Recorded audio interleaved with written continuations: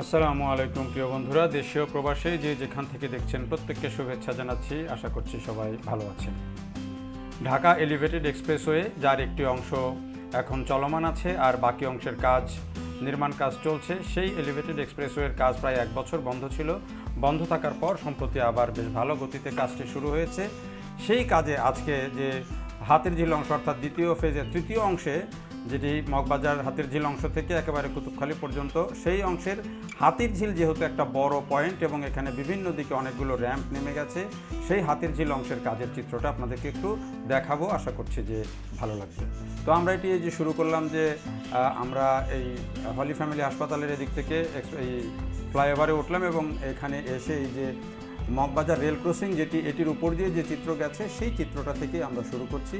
দেখেন এটির দুই দিকেই এটা হলো পশ্চিম দিকের অংশ, যেখানে বলা যায় যে একটি র্যাম্প নেমেছে বাম দিক দিয়ে, অর্থাৎ এটি ওই কি বলে সোনারগাঁও হোটেলের দক্ষিণ পাশ দিয়ে চলে গেছে, হাতিরঝিলের সোনারগাঁও হোটেল প্রান্তের দক্ষিণ প্রান্ত দিয়ে চলে গেছে বাংলা মোটরের দিকে, ওইখানে একটা নামবে।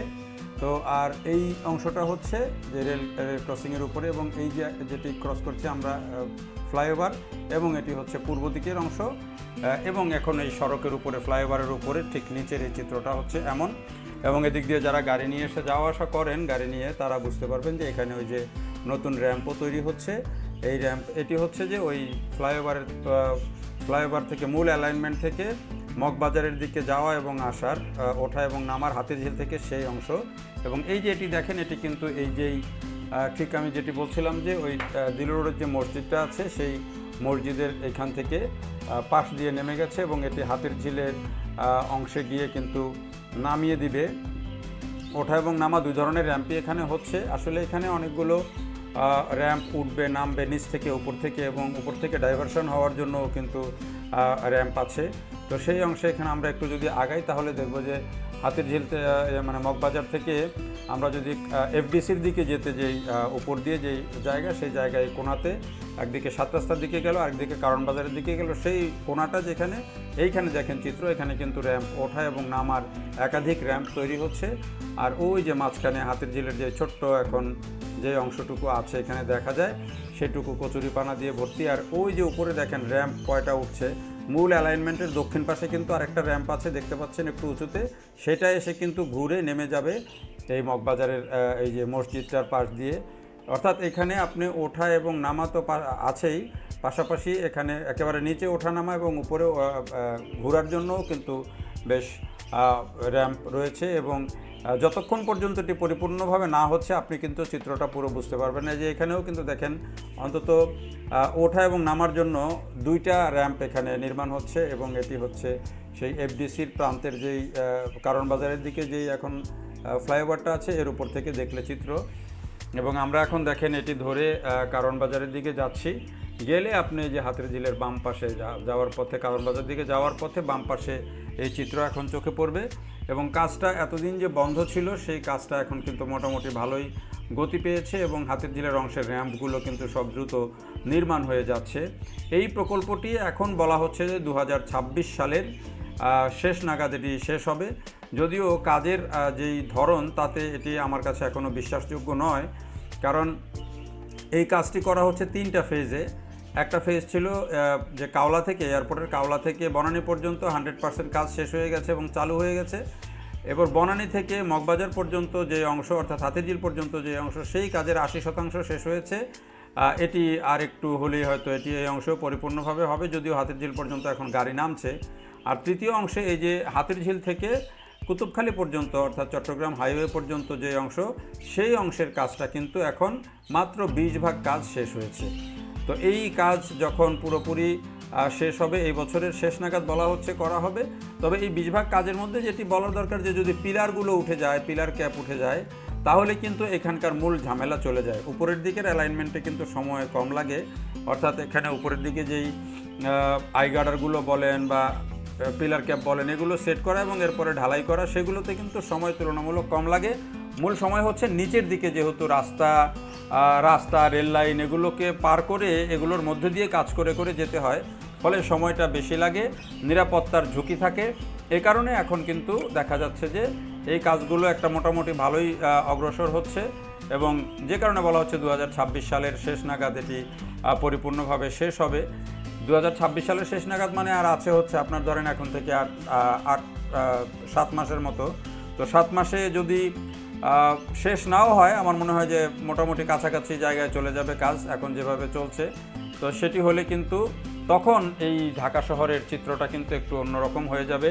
ঢাকা শহরের চিত্র কিন্তু মোটামুটি বদলে যাবে। কেন বদলে যাবে বলছি, একটু বর্ণনা দিই। এই যে এইখানে হচ্ছে দেখেন, এই যে হাতির ঝিলে আপনি এখন যদি হাতির ঝিলের যে কারণ বাজার রেল ক্রসিংটা আছে সেখান থেকে দাঁড়ালে কিন্তু দেখবেন এটি পূর্ব দিকে তাকালে ওই যে এক্সপ্রেসওয়ে, তার উপর দিয়ে আবার একটা র্যাম্প আছে, এলিভেট মানে এটার ফ্লাইওভারের উপর দিয়ে দেখেন আরেকটা র্যাম্প আছে। এবং এই যে আমরা এখন দেখাচ্ছি যে এখানে একটা র্যাম্প নিচ দিয়ে মূল অ্যালাইনমেন্টের নিচে এটি চলে যাচ্ছে ওই যে ইয়ের দিকে, যে ইস্কাটনের দিকে। এবং এটি কিন্তু পার হয়ে গিয়ে একেবারে ওই যে ইস্কাটনে যেই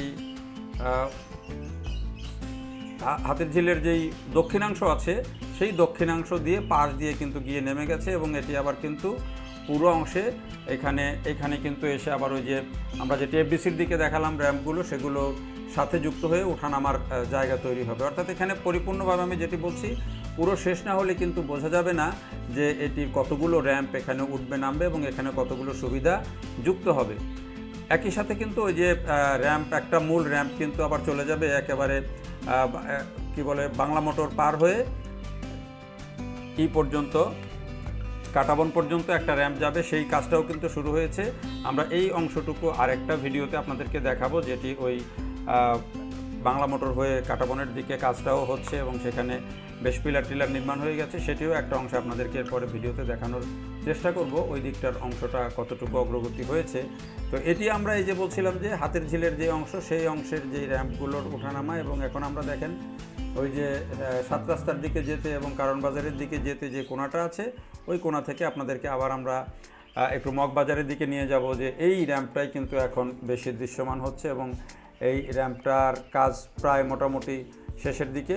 অর্থাৎ এখানে একটা টার্নিং আছে, এই টার্নিংয়ে আপনাকে এই হাতির ঝিলে উঠানো নামানোর এই র্যাম্পগুলোকে যুক্ত করে দিচ্ছে। তো যেটি আমি বলছিলাম যে এটি যখন পরিপূর্ণভাবে হয়ে যাবে, এটি তখন কিন্তু এই এক্সপ্রেসওয়েটি কিন্তু এটি আবার ঢাকা আশুলিয়া এলিভেটেড এক্সপ্রেসওয়ের সাথে যুক্ত হবে বিমানবন্দরের কাওলায়, যেটি আপনাদেরকে আমি আগে দেখিয়েছি ভিডিওতে। এবং এই কাজটাও কিন্তু যেহেতু ঢাকা আশুলিয়া এলিভেটেড এক্সপ্রেসওয়ের কাজও মোটামুটি 2027 সালের 26-এর শেষের দিকেই শেষ হবে।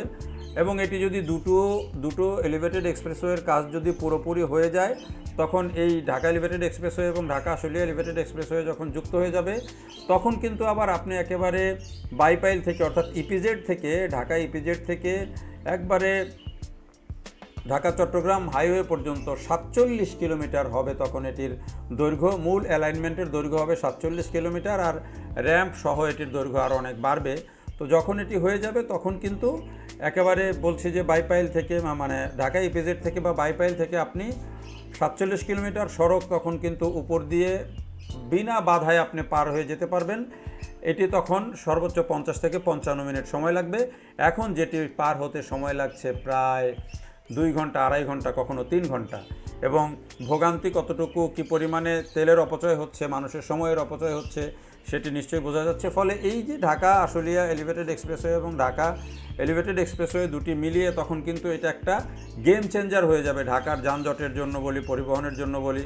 আর তখন তো এটির উপর দিয়ে শুধুমাত্র এই বাস আর এই প্রাইভেট কার চলাচল করবে না, এটির উপর দিয়ে তখন পণ্যবাহী ট্রাক চলাচল করবে, বড় গাড়ি চলাচল করবে। সেগুলোর জন্য কিন্তু তখন একদিকে যেমন টোল কালেকশন অনেক বেড়ে যাবে, আরেকদিকে কিন্তু তখন মানুষের সময় সাশ্রয় হবে। তো এই যে একটা সুন্দর দৃশ্য আপনাদেরকে দেখাতে নিয়ে যায়, যে এটি হচ্ছে একেবারে ওই যে এফডিসির কোণা থেকে, বলা যায় যে আপনার হাতির ঝিলের কোণা থেকে এখন আমরা যাচ্ছি 7 রাস্তার দিকে নামবো ওই র্যাম্পটা, এবং এদিক দিয়ে যেতে লেগে এখন কিন্তু একটা চমৎকার দৃশ্য চোখে পড়লো। সেই দৃশ্যটা দেখাতে ভিডিওটা শেষ করব।